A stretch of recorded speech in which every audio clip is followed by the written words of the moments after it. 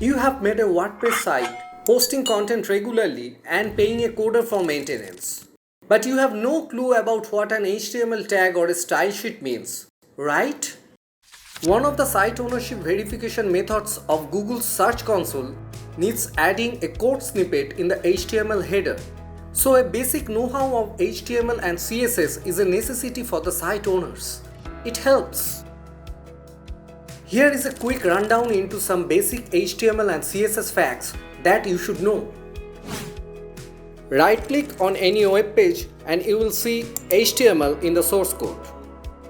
W3 Schools says that HTML is a standard markup language for creating web pages. It tells the browser how to display content via a series of elements. Elements are written with start tag and end tag. An empty element doesn't have a closing tag. An HTML element has content within start tag and end tag. In this example, doctype HTML declares it's an HTML5 document. HTML element is the root element of this page. Head element contains the metadata of the page. Title element states the title for this HTML page. Body element contains all the visible things like headings, paragraphs, images, hyperlinks, tables, lists, and others. Now, before getting into other commonly used tags, here is a brief on the attributes. Attributes provide additional information in a HTML page. They are always used in the start tag and they come in name and value pair.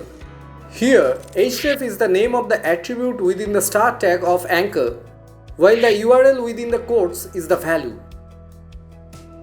Here are a few more commonly used tags besides what we have discussed so far. List tags can be of two types. An unordered list tag creates bulleted list useful for long form article in blogs. List tags for ordered list creates numbered list. Image tag is an empty tag that carries two attributes. src or source is for link to the image, while alt is for the keyword. The text formatting tags are also useful for the long form content as they attract readers' attention, leading to a better user experience. And this need of a better user experience takes us to CSS or cascading style sheets that add stylization to a HTML document. Here are the two instances of same HubSpot blog. The one in the left is written only in HTML with no CSS. The one in the right is the HTML document with CSS. Clearly, CSS is needed to create a layout and formatting for HTML document. Three ways you can add CSS to HTML documents. An inline CSS uses the style attribute applied to a single HTML element. In this example, the text color of the h1 header has been set to blue through style attribute. Also, the text color of paragraph is set to red through style attribute. An internal CSS is used to define the style of a single HTML page and it's applied in head section of the page through a style element. In this example, the text color of all h1 elements in the HTML page has been set to blue. The text color of paragraph or p elements has been set to red and the background color of the page has been set to powder blue. Also note that this style attribute has been added within the head section of the page. External style sheets are added in the head section as link to define the styles of many HTML pages.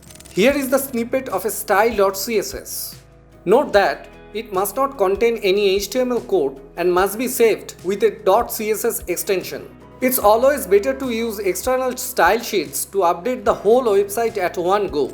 Here are some of the most commonly used CSS properties that you may need for stylizing your blog or site. Also remember, two HTML elements are always in use while dealing with CSS. Style defines the style information for a HTML document. Link refers to a link to an external resource from within a HTML document. While we wrap up, let's take a note of what we should always pay attention to. Always close the tags, unless it's an empty tag, and most of the tags are not empty. Make it a habit to include all tags for the images. All tags tell the search engines what's there in the image, a must-do for your site's SEO. Use bulleted or numbered list through list tags for a better user experience. Never forget to mention doc type at the beginning of the HTML document. Browsers at times fail to recognize the document type, leading to an erroneous loading of your web pages. It's always better to use external style sheets to make changes on the whole website. Inline CSS can be used sparingly if needed. Use group sections while creating style sheets with a proper documentation. CSS is a bit more technical than HTML. Make sure you know what you are doing before rendering any change, as external style sheets affect the whole website.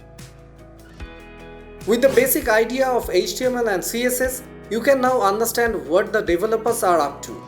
You can even attempt adding the HTML tag to header.php of your site for ownership verification at Google Search Console.